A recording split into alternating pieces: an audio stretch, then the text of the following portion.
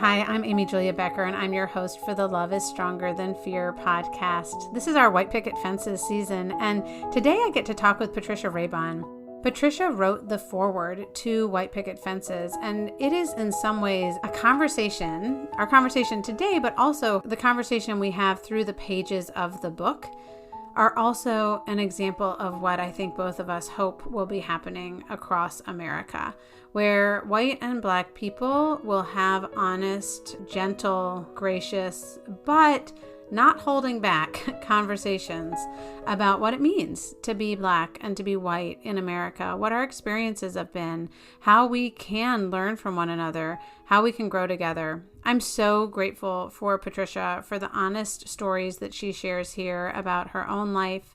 I'm so grateful that she has felt a call from God to be a minister of peace and of reconciliation in a broken world. And I'm so glad that you are going to get to hear from her and listen to her today. I am here with my friend Patricia Raybon, and I'm so glad to see you today. I get to see you on Zoom, even though our listeners just get to hear what we say. And I would love for you to introduce yourself and your work, which is a large body of work at this point, but just give us some of the highlights of who you are and what you care about and what you've written and what you speak about and all of those great things. Well, thank you. And thank you to everybody who's listening. I love calling you my friend, so I'll start there. I'm grateful that that's what's happened over the years.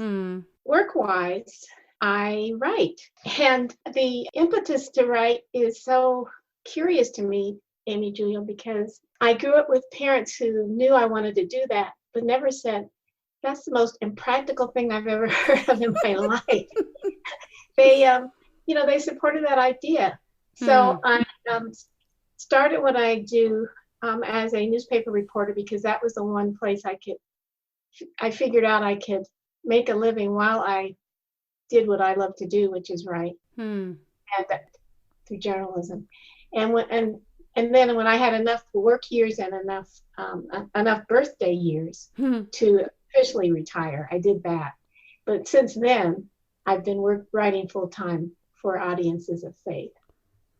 Yeah, and it's funny because I know that piece of you most, that piece of writing for audiences of faith, I guess, in your full-time retirement, where I know you work very hard. And I think that we knew of each other as writers before we actually met in person. And I think that we encountered each other through my blog when it was at Christianity Today. And I remembered this, you, I think, just pitched an essay to me when I was blogging over there. So Ferguson had happened when Michael Brown was shot in Ferguson that summer. But before even he was shot, I, of course, not knowing this was going to happen, had started a series on my blog on the idea of racial healing and reconciliation within the church. And then in the middle of that series, he was shot, which just amplified the attention to this series. And I remember because I interviewed John Perkins as a part of that. And there were all these different writers who were, willing to contribute. And it was really beautiful. And then I think in the heels of that, you sent me this essay, or you were redirected to me. And the name of the essay is A White Cop and a Black Lady. And when I went back and reread that essay, especially in light of some of the recent events that we have been all paying attention to as a nation and around the world, it made me think, gosh, I wish that we did not have recent events that made this essay really relevant, but we do. And so I did want to start, even though we're going to talk about like children's books and raising kids and things like that in this interview, I want to start here to just ask you to just talk about that essay and that encounter that you describe in that essay, as well as like, how do you read that now? And how do you think about the conversation that you had with a white cop 6 years ago in light of where we are now as well? Well, it's almost scary how current that piece is. Somebody could run it today and it would sound completely timely. I was at a marketing conference at the Broadmoor Hotel. I live in Colorado. And a session, police officer was there. I didn't know he was that, because he was wearing a kilt, because that's kind of his persona. And he had a business he was there to learn how to market his business, which was to help police officers who have financial problems. And so he was talking about that. And then at the end of his comments during the discussion time, he said something about, and besides, cops only trust cops. And the comment caught my attention, and I couldn't stop thinking about it. So at the end of the conference, I happened to see him, and I walked up to him and asked him, could we talk? And I asked him about what he'd said. Because as an African American, right away when he said cops only trust cops, that affirmed my experience with police officers. That I didn't find them open-hearted and warm to me as a person of color. I want to, before we talk, because I want to go there next, but I just want to say the other thing in that essay that you talk about is that you did not entirely change his mind. And he did not, get you entirely to his side, but you had a human encounter where you saw each other and you listened to each other. And it did do some shifting in both of your hearts, especially when you discovered you were also both people of faith. And that to me is the hopeful aspect of that essay, is that in those encounters, it's not, all of a sudden I see the world completely differently and I agree with you on all points. But at the same time, I can start to see you as not just a fellow human being, but a person to understand even a little bit of where you're coming from. And he certainly was, I think you helped him see more of the human dimensions of what a comment like that, how that would affect someone who felt like, oh, so there's no way you could ever trust me? What does that say for my safety? And anyway, I love the way you approached that encounter and wrote about it. And then from there, we met in person at a conference. We've been able to be in a writer's group together. But I think back on these past 6 years and the work that has happened in my life and in our family. And I really will say, I'm not sure it would have happened without your gentle but persistent willingness to have a voice in my life, to ask those same types of questions about, well, why is that your assumption? Or what, will you say a little bit more about that? We reflect a little more deeply. I read your book, which is called My First White Friend, a book that came out now 20 years ago. It will be 25 years in print next year. Oh, wow. Okay. I didn't even realize that. That's amazing. Yeah. And I loved that book. I loved your honesty. I loved your writing. I think it too just is something that has stood the test of time, having looked at it recently. But I also realized that it's not just that I had met a Black woman who was a good writer, but that also she was older and wiser than me as a Christian and as a writer. And so I've just been appreciative of you as a mentor and your graciousness throughout that time. So I am grateful for all of that. And I want to bring us into this chapter in White Picket Fences, which is chapter 2. It's called Mirrors and Doors. You feature prominently in it because when I realized as a mom of young children that I was only reading chapter books with white kids or animals as main characters, I looked at our bookshelf and I thought, I don't want to only have books that are mirrors, right? That only reflect our experience as a family of white people in a predominantly white town out in the country. I want to have doors. I want our books to be doorways into other times, other places, other people. And so I said, okay, I'm going to go find some books that have a diverse array of characters, and this will be pretty easy.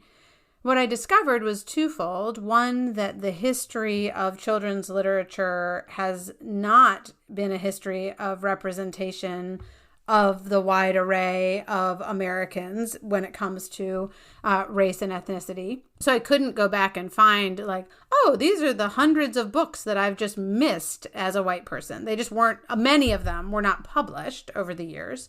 But then the ones that I did told stories of racial injustice, of hardship. Usually it involved death, certainly some measure of really hard stuff. And I thought, well, shouldn't I protect my kids from that? I don't want to expose my kids to that. And I didn't realize that there was another way to see it altogether. So I remember thinking, I'm sure that my friend Patricia has experienced this in reading to her children. she's older and wiser than me. I'll reach out and ask. And so I want to bring us to that moment when I just asked you as a friend, what books did you read to your kids, and how did you talk with your kids and grandkids about violence and about the struggle in American history? I'd love to hear just what your response was to me and how you did do that in your own life. Well, your question to me was so interesting. And Amy Julia, it was before the idea of privilege, as we've been discussing it in recent years, had really heated up, that whole debate.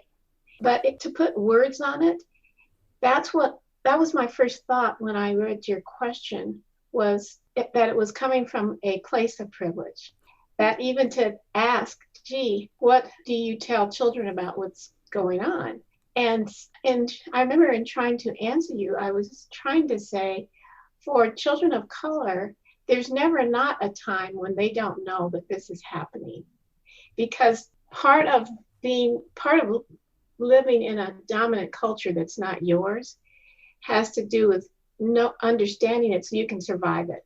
Yeah. So however parents of color articulate that, even to young children, it's always in the atmosphere.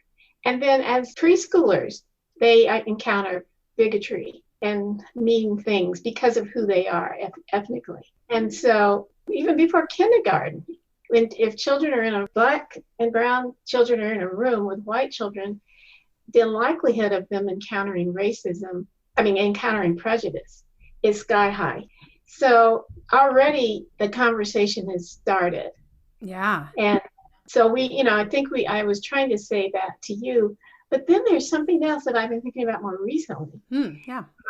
And that is that kids care a lot about right and wrong and about people being good and fair. And so I think their little hearts are very open to knowing about what's going on in the world, in our country, with regard to race relations. And so a white parent may say, do you know any brown people? Because children think that way. Yeah. And in terms of naming people by color. And they may say, yeah, or sometimes they may not, but if you encourage them, they say, oh yeah, I know so-and-so. And then you can just enter what happens to people who look like that. And then you can just have, I don't think depending on a child's age, I heard a psychologist say this recently, you wouldn't tell a 3-year-old the brutal details of lynching, but even a 3 or 4-year-old understands right and wrong and fairness. Yeah. Can you talk about that a little bit? I think that's a great example as far as lynching as like a significant aspect of American history and of course of African American history. And yet also one that, as you just said, is filled with brutal details. And so for you as a parent, as a grandparent who is wanting to both protect your children and grandchildren so they know how to go out into the world and operate safely in a white-dominated society. So you want to give them information that will actually protect them, but you also want to protect their hearts from some of the horrors, especially in terms of traumatizing them with stories at such a young age. I don't know if you have a specific example or even just a general way of thinking about that balance. I think once you're into the conversation, then it becomes one of reminding them or asking them, how would you, if you saw somebody being bad to or being mean to, such and such friend in your school, how could you help that friend feel better? So that, we bring it down to their level and allow them to wrestle with what they would do, but not to say anything at all. It leaves their children totally unprepared and incompetent with regard to thinking about race, race relations, which is baked into our culture. And so I think about it as a writer, Amy Julia, I always am aware of not wanting to write down or talk down to people. And so I think we can think about children in the same way. They're very smart. And they deserve to know what's going on.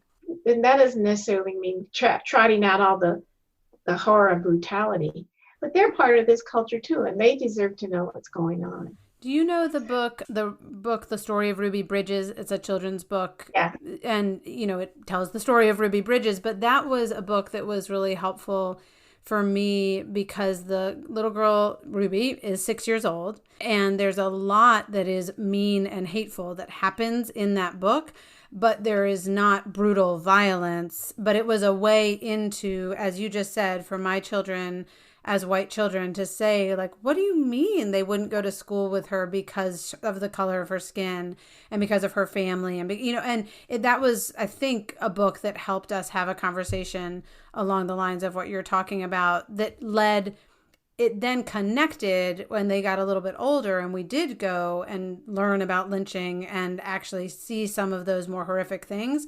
There was some preparation for that in terms of how our history has worked itself out. It wasn't just this totally shocking now that I'm older, but actually that's in keeping with what I was already learning. I also think that it helps our children understand that our history in our country is complicated. History is complicated. And so, a lot of my white friends, because of the way education is set up, you've heard the term whitewashed. So a lot of people have had that whitewashed history. Yeah. So this saves our children from the simplistic idea of nationhood and how it plays out. And it also affirms their ability to understand their right to know and understand the world that they live in. Yeah. Well, and it's interesting because you're talking about both the big picture, like moral and ethical issues of just fairness, which can play themselves out when it comes to race relations and history, but it plays itself out in sibling rivalry. It plays, on all these different levels.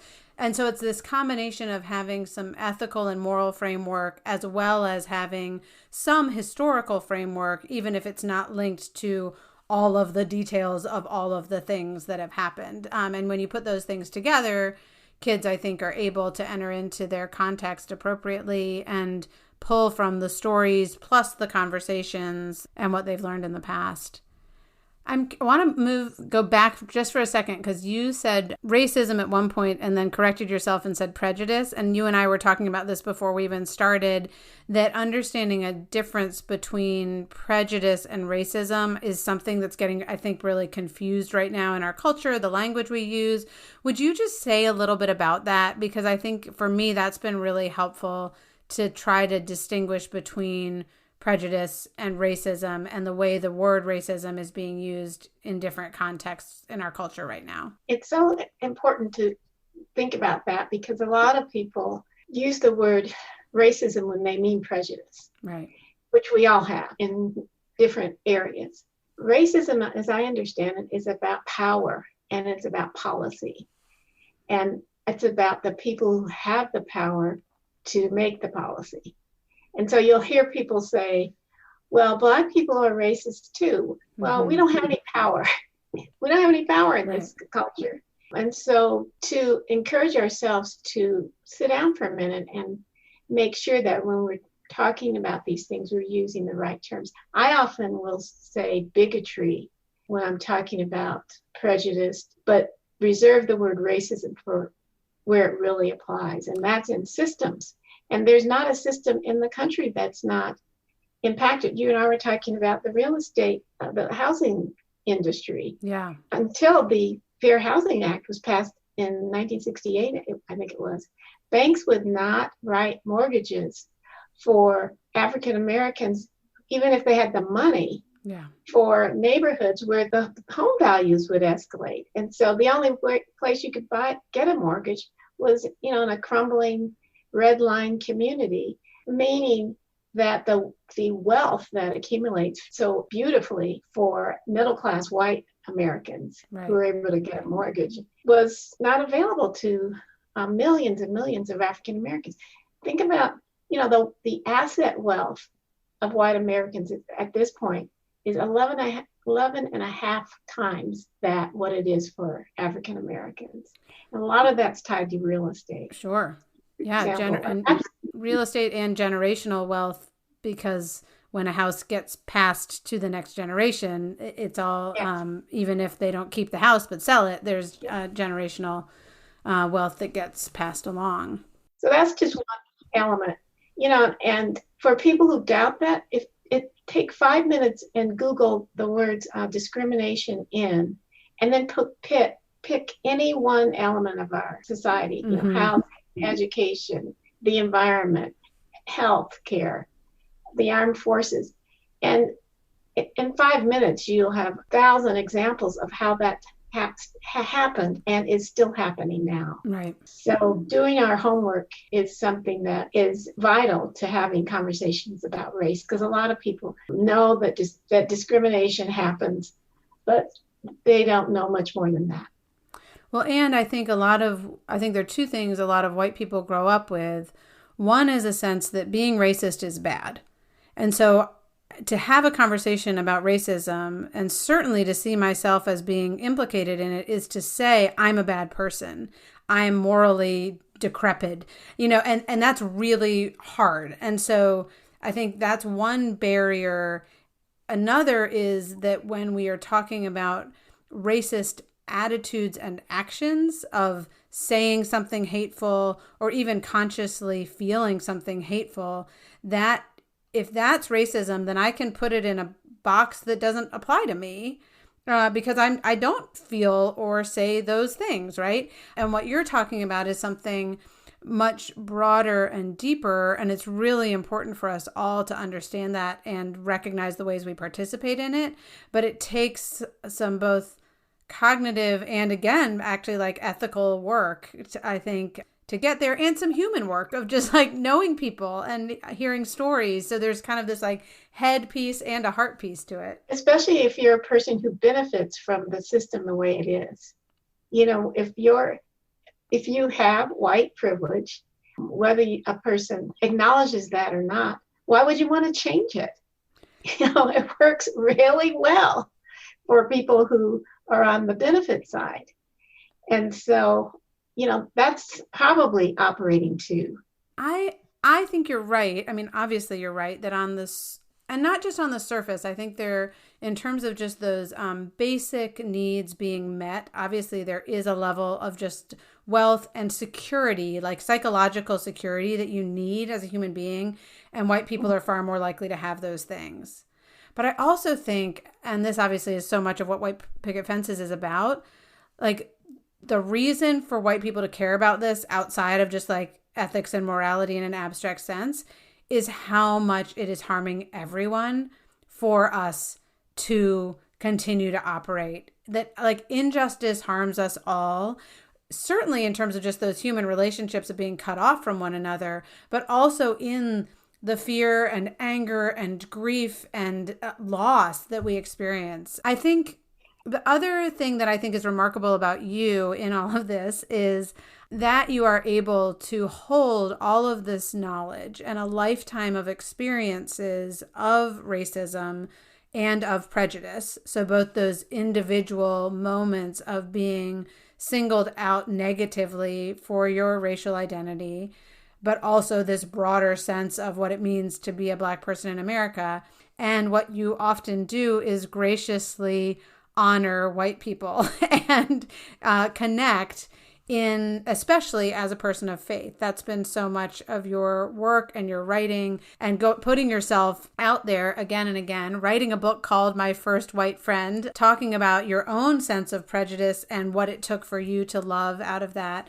So I'd love to just talk about you as a Christian specifically in this space, which obviously is important to so many African Americans in our country, not just personal faith, but actually the long history of the African American church in America. And I would just love to hear a little bit about how you came to faith, what it was like growing up in the church, what it means for you now to have faith shape the way you think about race, justice, healing. So I'd love just a little picture of who you are as a woman of faith. Well, I think the question lets me describe my own upbringing, but also the way sort of a Black theology, or how in this country African Americans who are believers experience God. And so if I if I don't cover both of those things, bring me back. Okay. But first, I did grow up on a pew. 90% of the African Americans when I grew up, my family were active in their church, and so I spent every Sunday in Sunday school and listening to sermons, listening to Black preaching and Black gospel music, and loved nothing better. And the sanctuary of that, it's not coincidence that there were so many bombings of Black churches. Mm-hmm. That was a place where people found agency and affirmation and education and acceptance and love. Yeah. And so that was that. I grew up in that, and I consider it a priceless gift that my parents provided that for me. Yeah. Because, not only did I make lifelong friends and, all the things that go and found affirmation, but I was able to experience God in a way that I'm not sure, I don't know, you can correct me, I'm not sure that people who don't have their back against the wall, as Howard Thurman would say, experience the divine. And so the theology of the African American is that God is a liberator. Yeah. And that Jesus is a disruptor. And so that's theologically, even if we don't articulate it that way, that's an exciting way to understand the God you serve and then to live in that and walk in that. Yeah.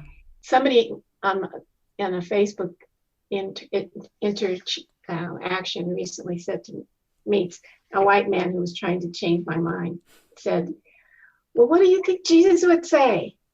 And I said, well, as a Middle Eastern Jew with brown skin, he probably would have said, the Spirit of the Lord is upon me. He's anointed me to free those who are oppressed and set at liberty. Yeah. And so good news to the poor. Yeah. Yeah.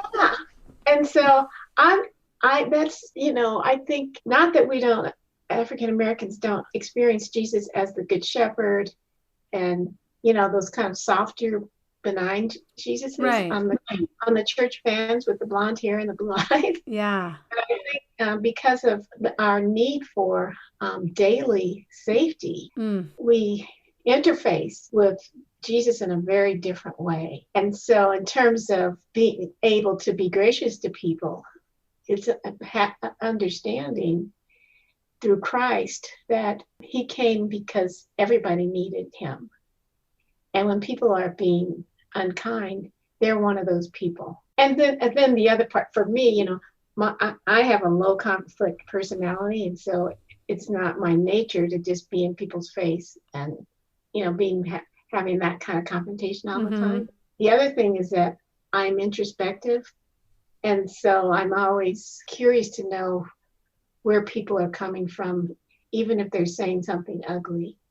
Hurt people. So, I'm willing, I guess, by faith to try to learn more about somebody who's coming at me that way. Well, I'm really grateful because you've certainly done that with me as far as just a willingness to ask questions and to hang in there when I've said insensitive things or just made ignorant remarks or questions. And I know you've done that with many, many other people.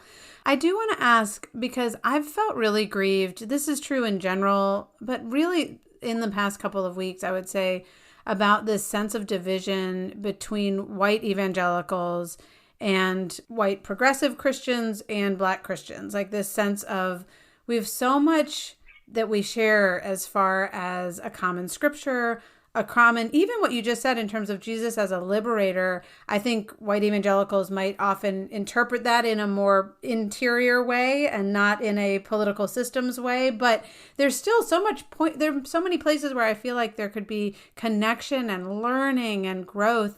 And so I'm just wondering what you think divides white evangelicals and Black Christians. And I know we're speaking in really broad terms and they're wonderful, beautiful examples where there's not a divide, but in a general sense. And is there hope for healing, and where do we find that hope? Well, what divides us is our different stories. We have different stories.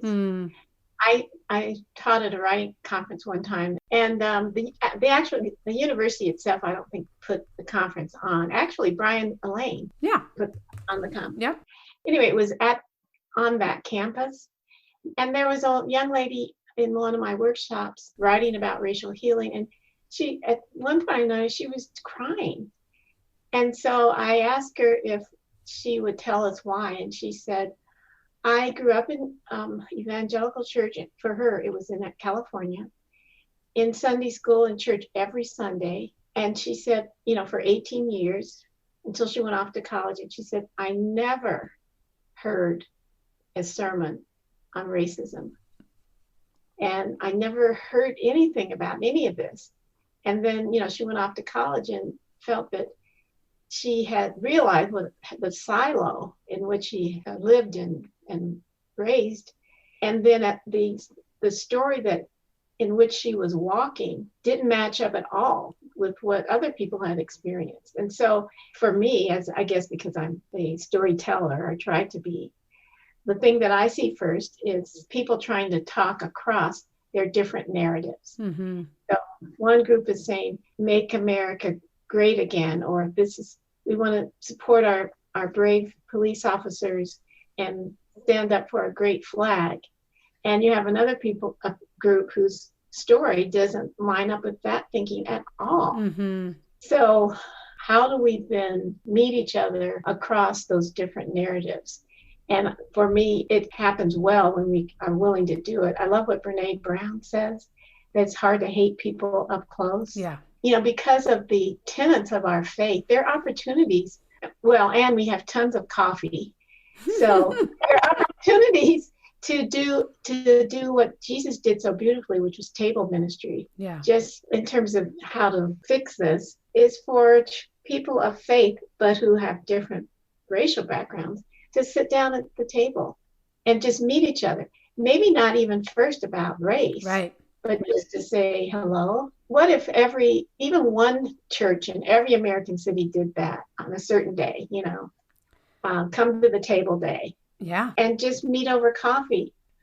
I've been in a lot of evangelical churches over the years, and people just seem so glad and an opportunity just to meet.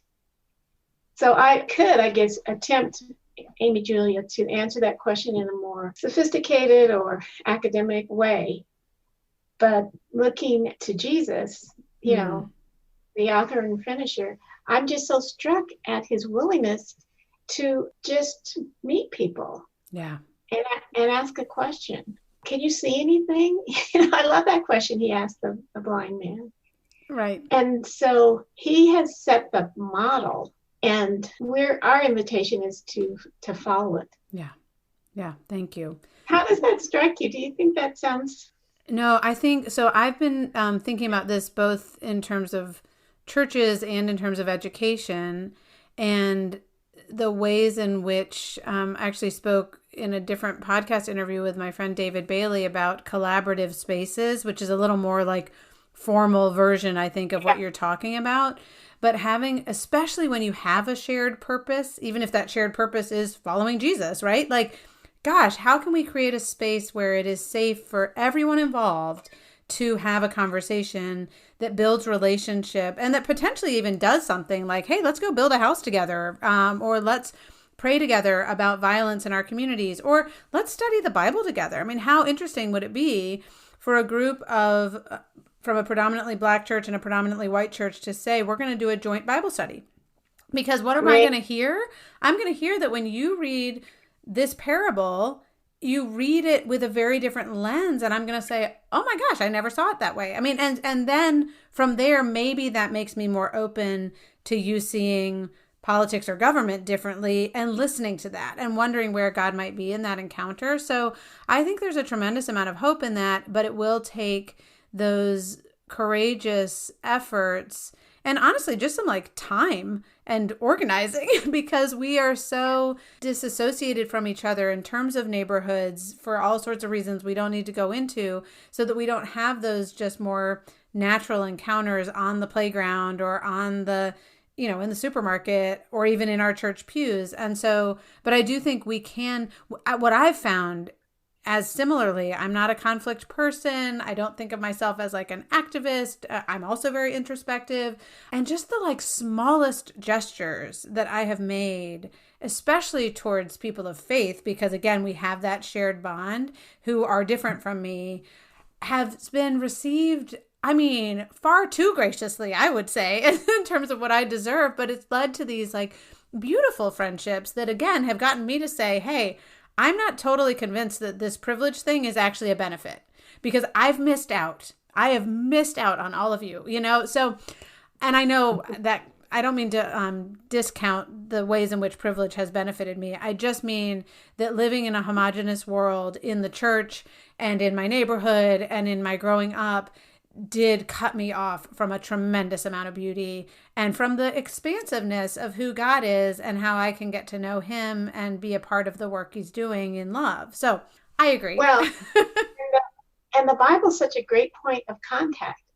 I just finished a piece for Kelly Trujillo at Christianity Today on the Bible engagement among African Americans, which is highest in any group in the country.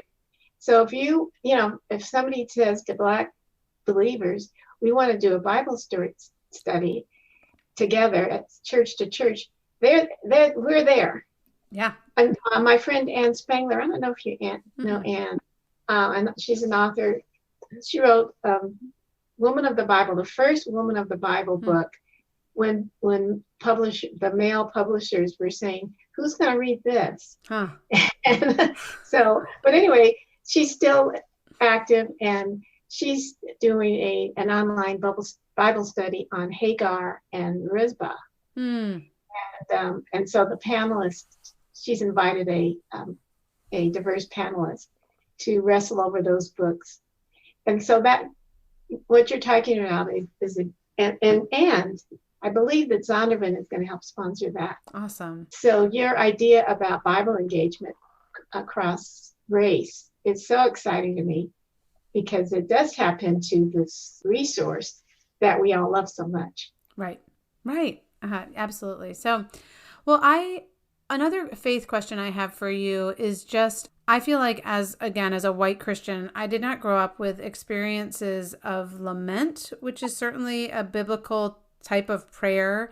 And I also did not grow up with an understanding of how to pray and express righteous anger. But I've been learning from my Black Christian friends about both lamentation and anger. And I'm curious to hear from you. What is causing you to lament? Where do you feel angry? But also, what do you do with those feelings and experiences as a person of faith? Well, my lament is for our nation. You know, Amy Julia, that I'm a huge Howard Thurman fan. I do. And so he says, there's something he says about asking God to bless those who are working for a friendly world of friendly people under a friendly sky. Actually, he said friendly men, but I think today he would say friendly people. Yeah. But the idea is one that I lament isn't here yet. Yeah. But I am grateful that prayerfully I can keep asking God for that. Yeah. Because he can accomplish anything.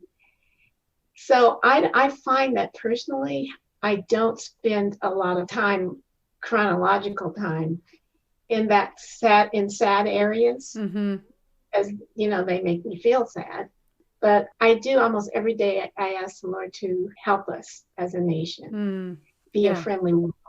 You know, I heard Martin Luther King's son the other day say, you know, what if America was a place where everybody had a chance to be their best and not be judged and walk freely? And, you know, he was naming all these positives.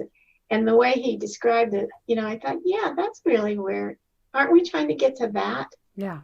I pray for that.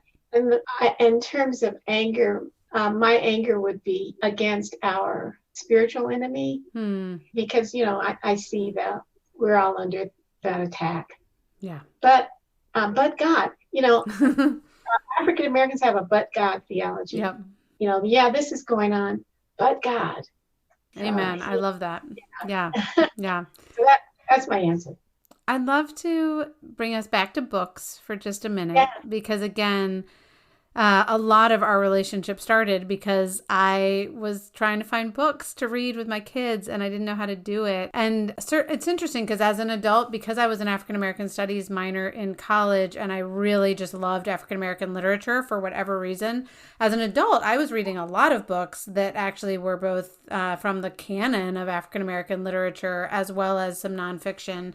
But I still wanted to end our conversation just by asking, for people, white people especially, who haven't had a lot of exposure to African American literature and history, for white people who would like to expand their library with their children, are there any books that you would recommend people look up or start with, maybe some that aren't currently on the bestseller list? Because amazingly, the bestseller list right now is filled with these types of books, which is awesome. But I'm still curious, just from your experience, what you'd recommend. Well, a book I always forget to remind people about is Alex Haley's book, Roots. Yeah.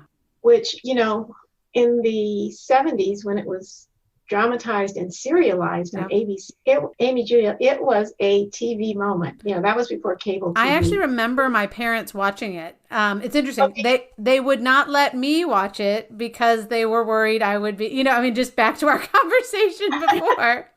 But I remember that they were like, get out of the room, we're watching Roots, So yes, I know about that. So, for people who might not want to struggle through Toni Morrison, and I don't mean that in a negative way. I know she was one of your professors at Princeton. Yep. But, Roots is well written. The subtitle is, I believe, something about the story of an American family, something like that. And so it really gives people a deep dive into slavery and through the eyes of one family. Yeah. Neat. And the writing is accessible, but it's also well done.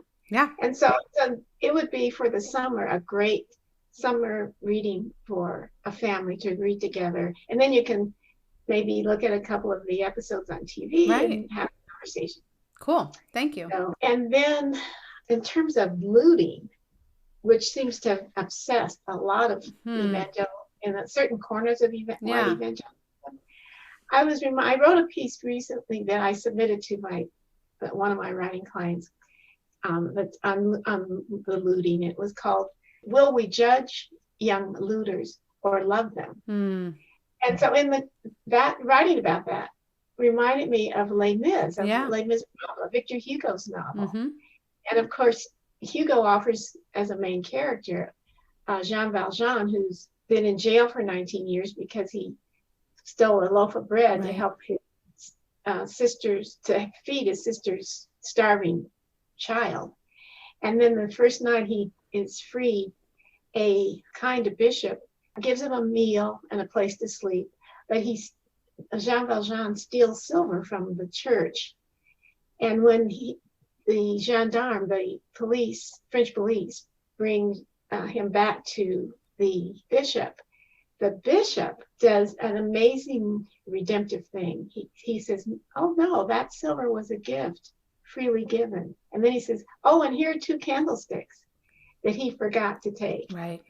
That moment becomes a turning point of redemption and transformation in the life of Jean Valjean, who then offers the same kind of redemption and transformation to other people in the story. Right. And for people who don't want to plow through Les Mis reading, you can sit down and watch the movie. Right.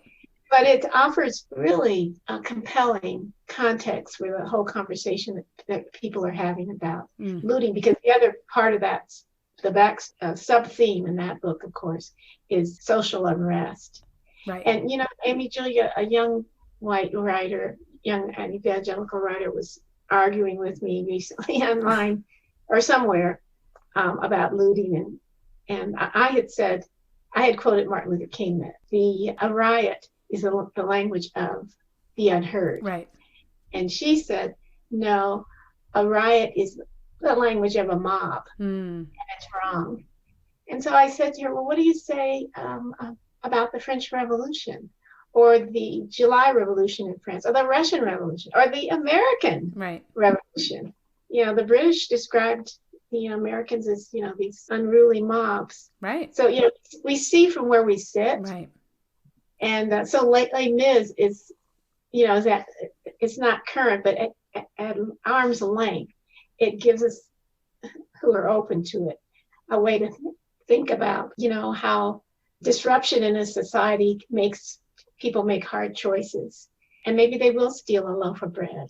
And what that bishop understands is that the bigger theft was the 19 years from Jean Valjean's life. So anyway, that's a recommended That's book. awesome. I love that. Thank you so much. Patricia, I also want to make sure that people, because I feel like I could just talk to you for hours. We're not going to do that, but I would love for people to be able to find you online and in bookstores or online bookstores, as we're mostly shopping these days. So could you just point us in your direction? Where can we find you? Sure. I'm at patriciaraybon.com. I also write for Our Daily Bread Ministries, and a lot of people read those devotionals. Yeah. I write for Dayspring's women's blog, which is called Encourage. And I also write from time to time for In Touch Ministries. That's the Charles Stanley ministry. And then sometimes for Christianity Today and other places. But if people want to actually get more involved in following me, my website's the first place. And just as far as your books are concerned, because I know you've written multiple, where would you start? Where would you encourage people who've heard this conversation and want to read more? And what book would you have them start with? Oh, thank you. Yeah, I would say dive in and start with My First White Friend. I would say that too. I highly recommend it. And then go to my reflection on prayer, which is called I Told the Mountain to Move. It's a memoir. I Told the Mountain to Move. And it's a prequel, actually, to my book that I wrote with my daughter called Undivided, a Muslim daughter, her Christian mother, their path to peace. Love it. Thank you for the work that you have done and are doing. You are a blessing to the world, and I am grateful to know you, and I'm glad we got to have this conversation today. Thank you so much. Thank you, Amy. Thank you, Amy Julia. Thanks so much for listening to this episode, and please do check the show notes for some great links to Patricia's work, as well as to some of the books and other resources that she mentions. I will also ask that you share this conversation with people who might find it useful. Tell people about it on social media. Go ahead and rate and review the podcast so that it becomes more visible when people are searching for these types of conversations in this moment. We want to bring grace and peace and light and hope into the world.